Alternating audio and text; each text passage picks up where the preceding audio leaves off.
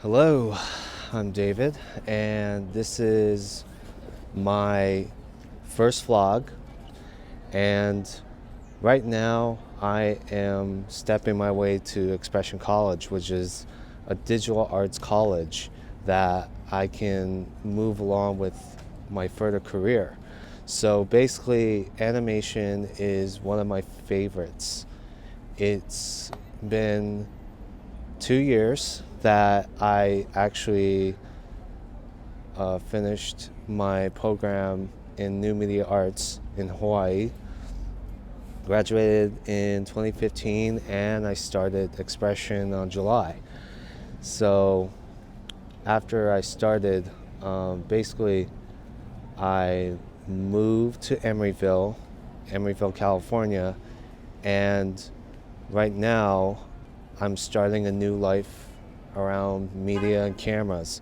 So cameras are basically, for now we're using Panasonic cameras in media, sound, and visual, or we just call it Media, Sound, and Visual 1. That's where I'll be starting the storyline. And then for my next vlogs, I will be talking about Media, Sound, and Visual 2 and Living in the Media World 1. So next term, I will be talking about LMW2, which is the next phase stage of editing your films. So basically, in Media, Sound, and Visual 1, we've learned about how to use cameras. We learned about Alfred Hitchcock, which he is the founder of films. And he did make a film called Psycho, which I recall seeing that movie for TMC. I remembered watching a preview of a lady taking a shower, and this burglar was like raping her with a knife. I'm pretty sure you all seen it on a preview clip. So yeah, that one was a very, very terrified old movie. And basically, after I've gone through lectures and stuff, we started with cameras, Panasonic cameras.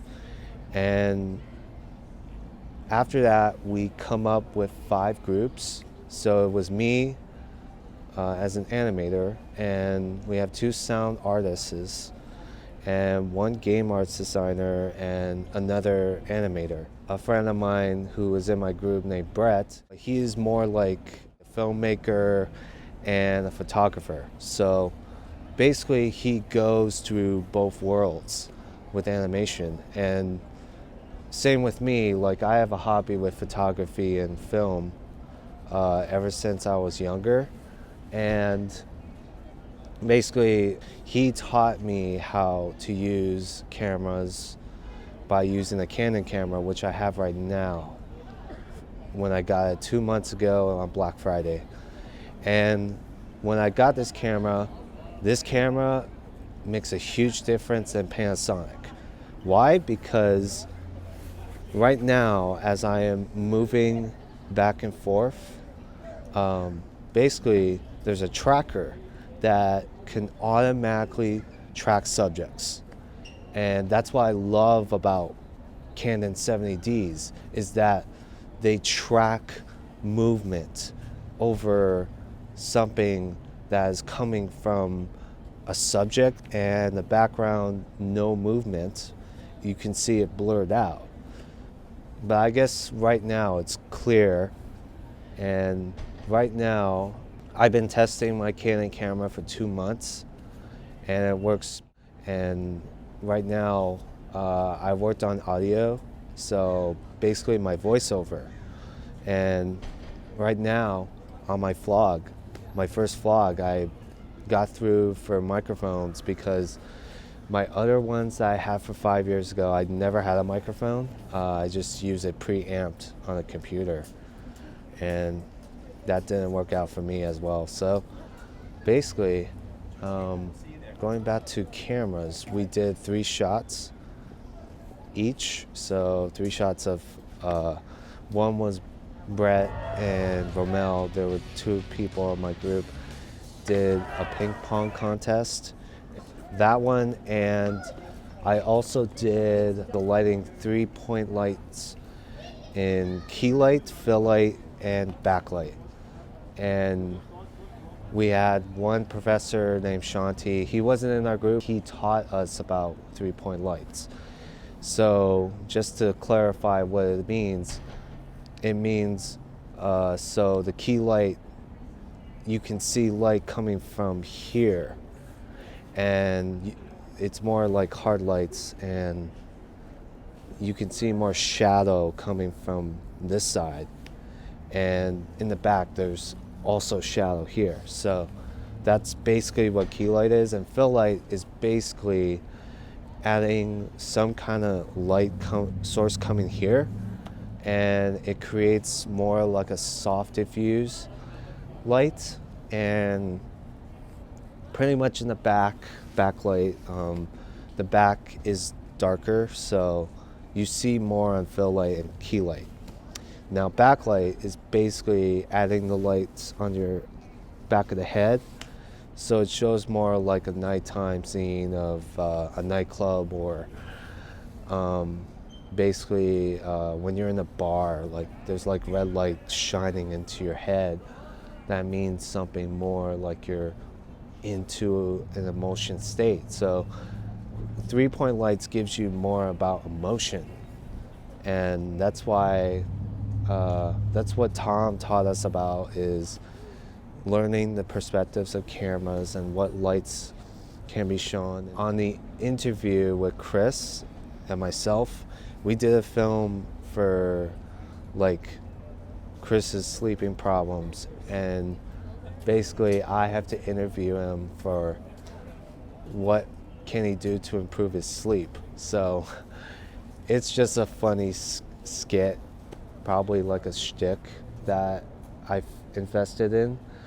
And basically throwing the pillow was just random, just obviously random of him waking up.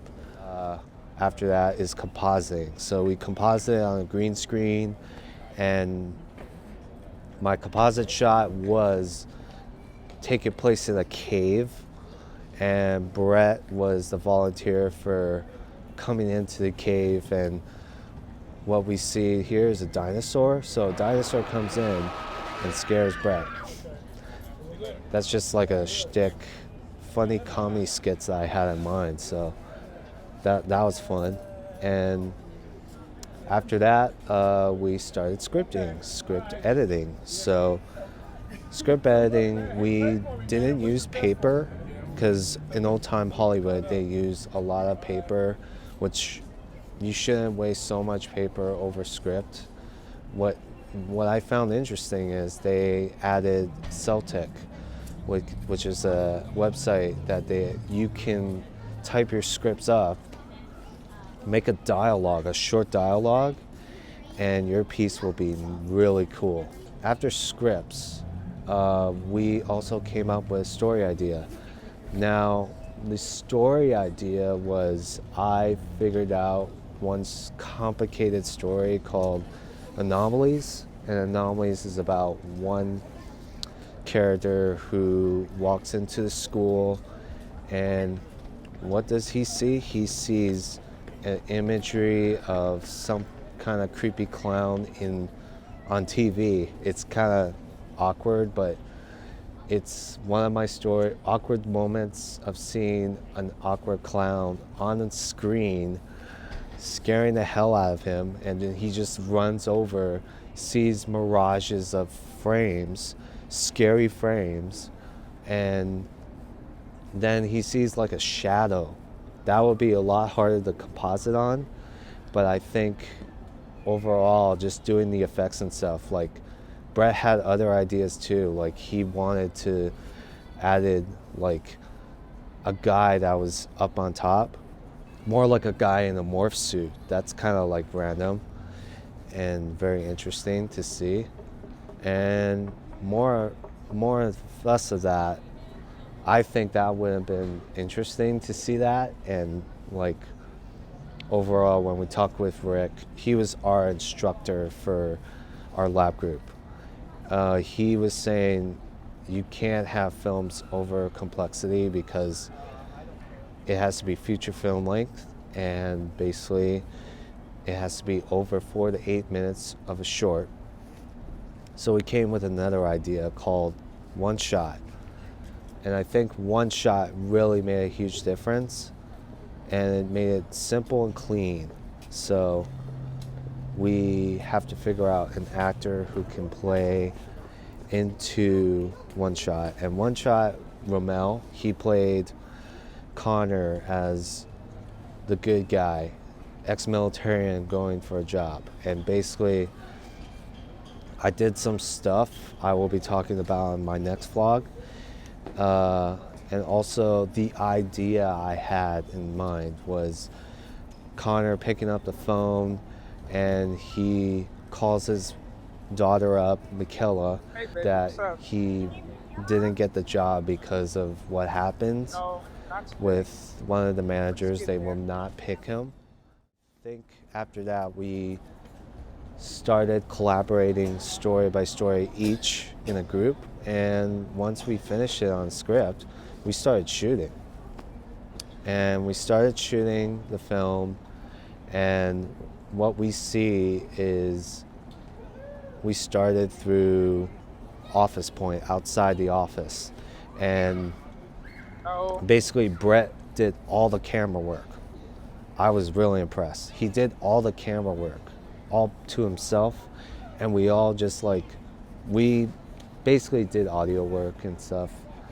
I mean, if that's how I remembered it. And then we go through the parking scene where Connor goes into the car and something happens to him, and he basically kidnaps Connor.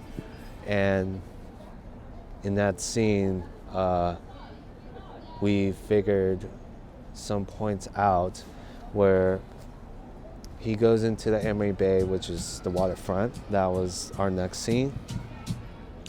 In the next scene, I did some camera work over an indoor car of Connor waking up, and he sees Tone, his mutual friend from high school.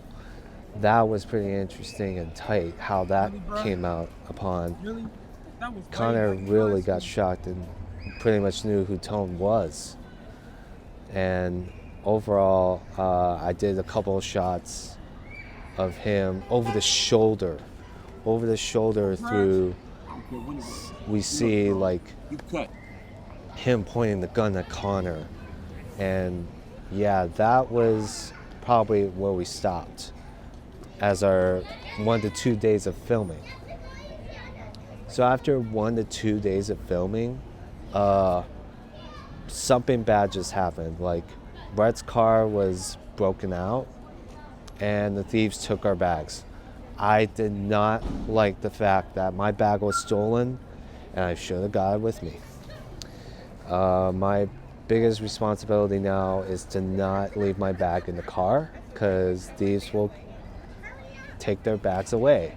Two of the students lost their bags too. My heart goes to those two guys and Brett, Romel and Chris.